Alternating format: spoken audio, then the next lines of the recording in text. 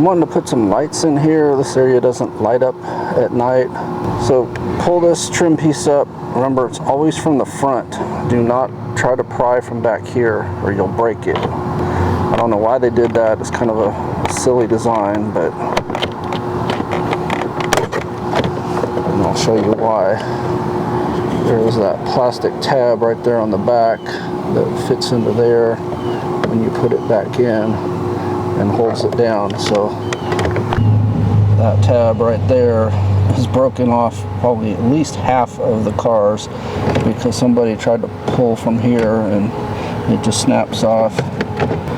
If yours is missing, I would just JB Weld something similarly shaped so that it can just kind of tuck under there and hold it down. I'm not a fan of doing self-tapping screws or anything. I'm going to find either an accessory and a ground, or if there is one that's lights on only, I'll tap into that wire instead, and then basically just hook up. I think I'll need to do 3 of these and put one kind of there and one back here. What I'm trying to do is have the light shine through this gap, and then around there. There's not really an easy way to light that one up, but those are the main ones at night that would be nice to be able to see. The other option is to drop a really bright bulb in there and hope that it glares enough to come through the little gaps on here. But if you're wanting to have this more visible, there's just a very few spots where light can get through. So light bulb placement is going to be critical. On this connector, this is the accessory ground, and then this yellow with green is the accessory power.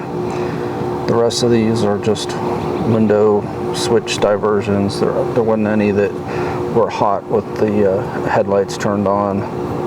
So what I'm going to do is tap into these two to be my quote hot and ground, and that way it's accessory power, so the lights won't be on when the car is off, and during the day it's not going to matter that they're on. I'm just going to tap into these. I'm not worried about this connection failing. If it does, this is easy to access and not that big of a deal if it fails. It's just a light inside the door, basically. These are pretty thick wires, so I had to use the bigger tap.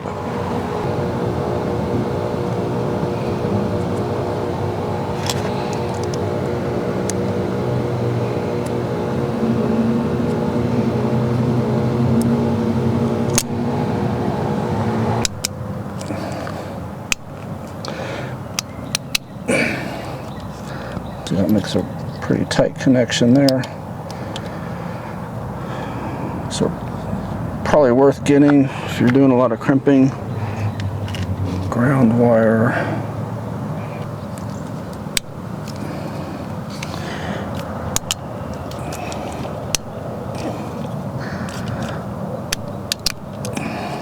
So my thought is those will plug in there, and then I will strip back little bits there.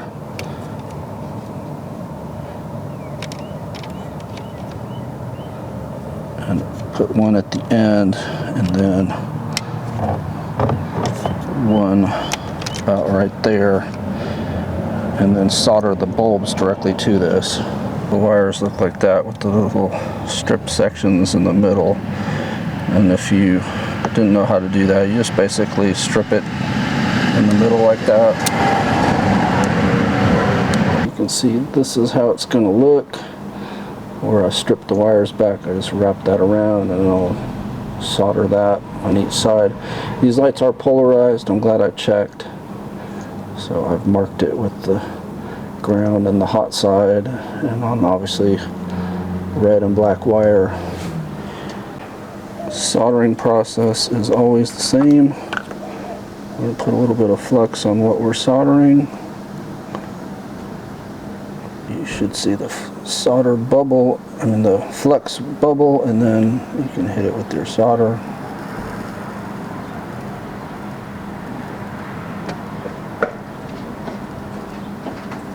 Other lights that you're doing, it's exactly the same.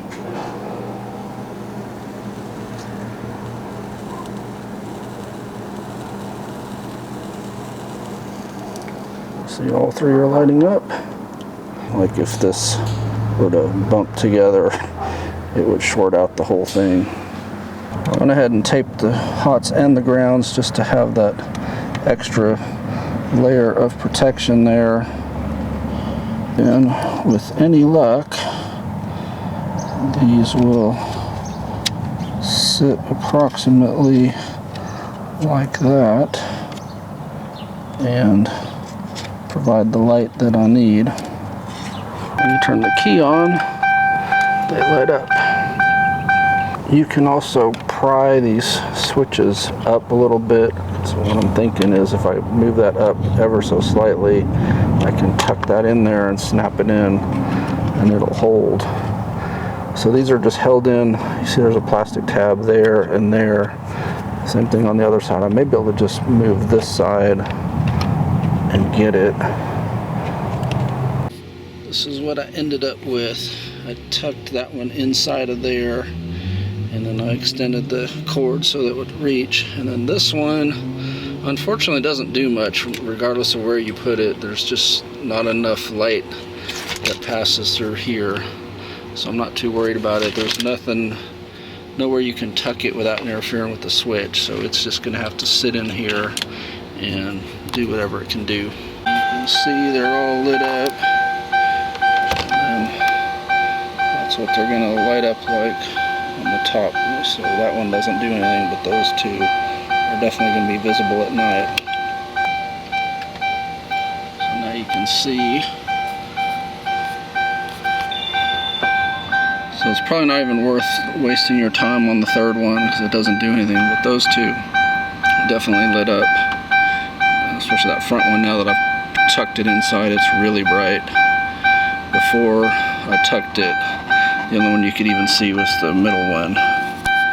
This is what it looks like at night, and you can see there are lights on the switches. It's funny that I didn't even realize that before.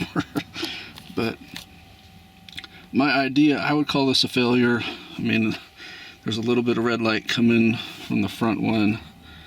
Can't really see the middle one unless you get in front of it, but from the driver's position, that's what you see. So not as helpful as I thought it would be. I was really hoping that it would kind of outline the switches.